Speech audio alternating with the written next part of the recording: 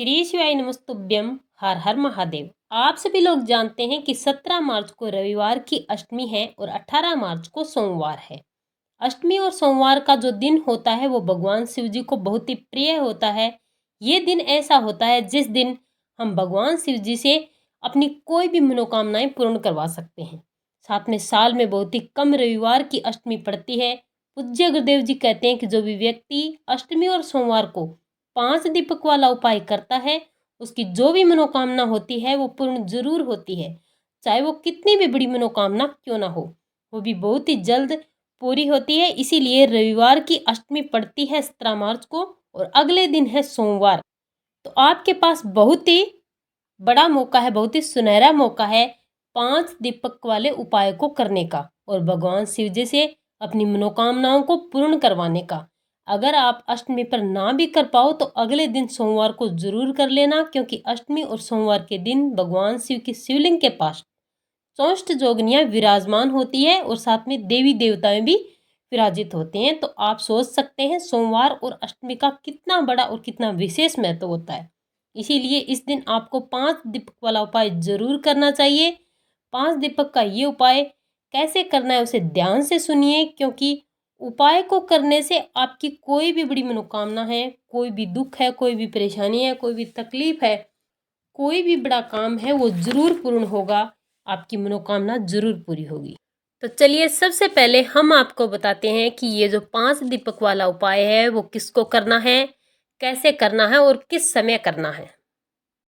तो इस उपाय को घर की बड़ी माताएं बहनें और घर की बुजुर्ग इस उपाय को करें, क्योंकि जो माताएं बहनें होती हैं वो लक्ष्मी का रूप होती है। इस उपाय को करने से आपके घर में लक्ष्मी की प्राप्ति होती है, आपके घर के सभी सदस्यों की मनोकामना की पूर्ति होती है, आपके घर में सुख समृद्धि आती है, रोग दोष और दुख तकलीफ दूर होती है। अगर किसी कारणवश माताएं बहनें घर में उपस्थित ना हो तो घर का कोई बुजुर्ग या बड़ा इस उपाय को कर सकता है। अब बात आती है कि इस उपाय को करना किस समय है। तो इस उपाय को आपको प्रदोष काल में शाम के समय करना है। दीपक वाले जो उपाय होते हैं वो प्रदोष काल के समय किए जाते हैं या फिर रात्रि में किए जाते हैं। तो इस बार जो प्रदोष काल का जो समय है वो लगभग 6 बजे से 7 बजे के बीच का समय है। तो इस 1 घंटे के समय में आप इस उपाय को जरूर कर लें। और अगर किसी कारणवश कोई प्रदोष काल के समय इस उपाय को ना कर सके तो वो रात्रि में इस उपाय को कर सकता है।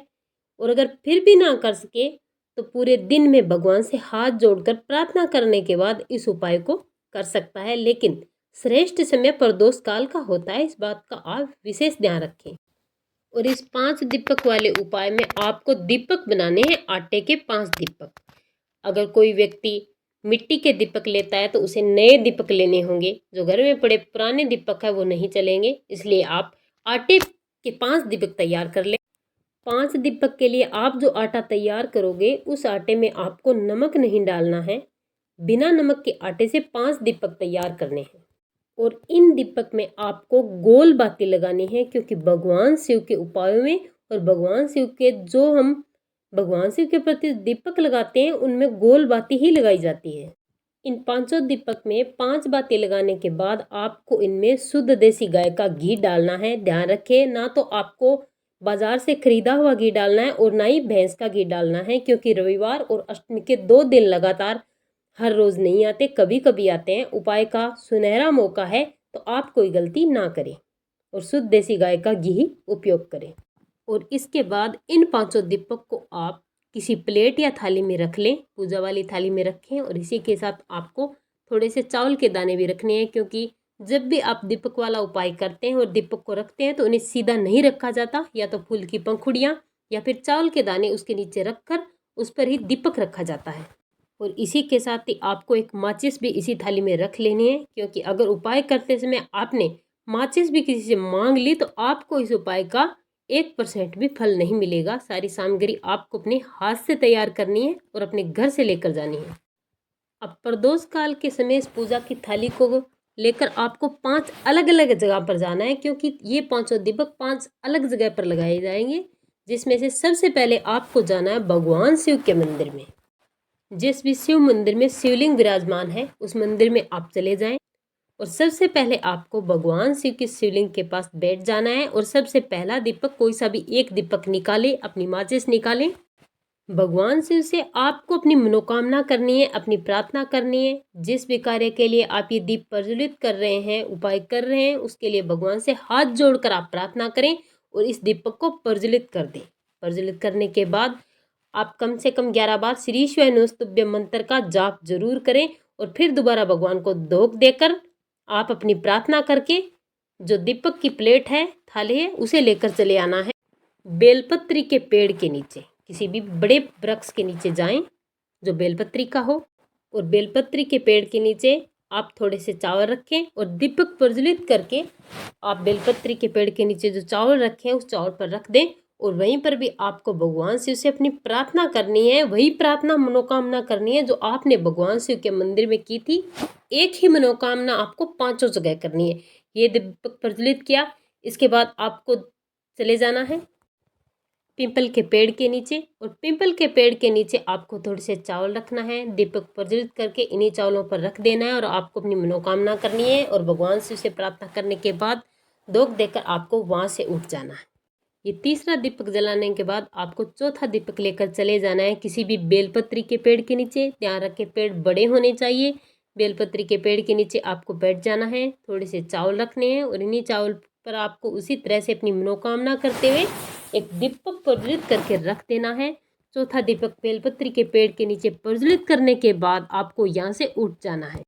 अब आपके पास बचता है 5वां और आखिरी दीपक। इस दीपक को लेकर आपको चले जाना है अपने घर के मेन गेट के पास।